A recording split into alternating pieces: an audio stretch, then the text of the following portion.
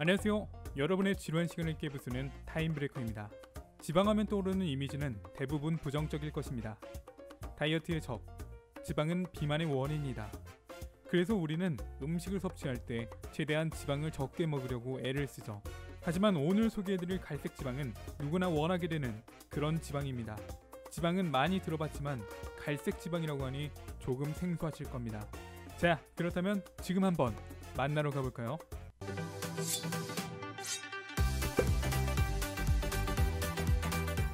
갈색 지방은 주로 어깨, 등에 위치하고 있는데요.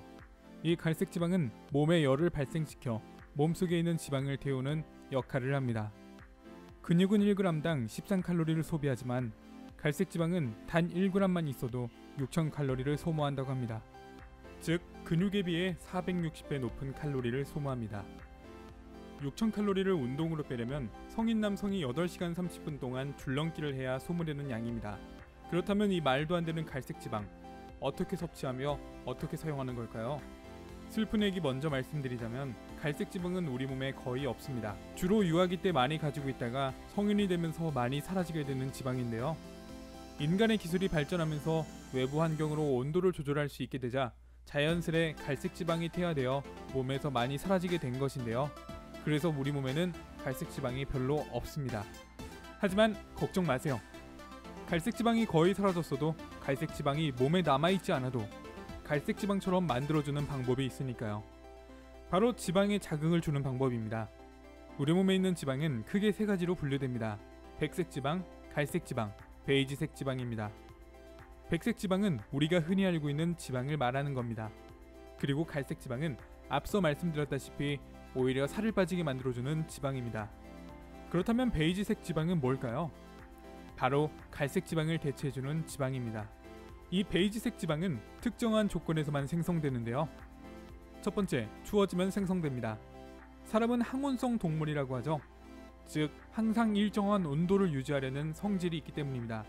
그래서 몸의 온도가 내려가게 되면 백색 지방이 베이지색 지방으로 전환되어 몸의 온도를 높여주는 역할을 하고 체내에 있는 백색 지방을 소비하는 역할을 합니다. 하지만 요즘은 날씨가 따뜻해 추운 곳에 있을 수도 없고 냉장고 안에 들어갈 수도 없으니 어떻게 하면 좋을까요? 그럴 땐 냉수 샤워를 하시면 도움이 됩니다. 하지만 심혈관계 질환이 있으시거나 추위를 싫어하시는 분들도 있을 수 있으니 또 다른 방법을 소개해드리겠습니다. 두 번째, 음식으로 갈색 지방을 활성화하기. 추운 걸 못 견디시는 분들에게는 희망적인 소식입니다. 음식으로 갈색 지방을 활성화할 수 있는데요. 그것은 바로 매운 음식입니다. 고추, 마늘, 파, 생강같이 매운 음식에는 캡사이신이라는 물질이 있는데요. 캡사이신은 신경계에 자극을 주어 갈색 지방을 활성화하는 데 도움을 준다고 합니다. 우리가 매운 음식을 먹을 때 땀을 흘리는 이유도 이와 같죠. 그런데 타임브레이커님, 저는 매운 것도 못 먹는데 그렇다고 추운 것도 싫고요 라고 하시는 분들이 계실 것 같아 맵지 않고 맛있지만 갈색 지방을 활성화시켜주는 음식 두 가지를 더 준비해봤습니다.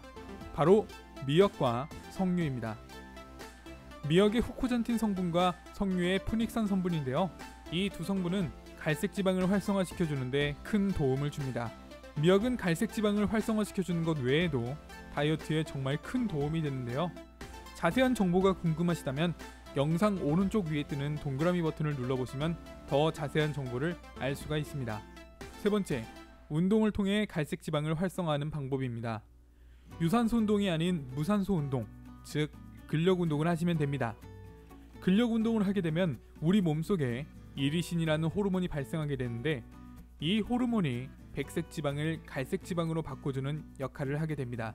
그리고 우리 몸에 갈색 지방이 분포한 어깨, 등을 스트레칭 해주시면 갈색 지방을 활성화시키는 데 큰 도움이 됩니다.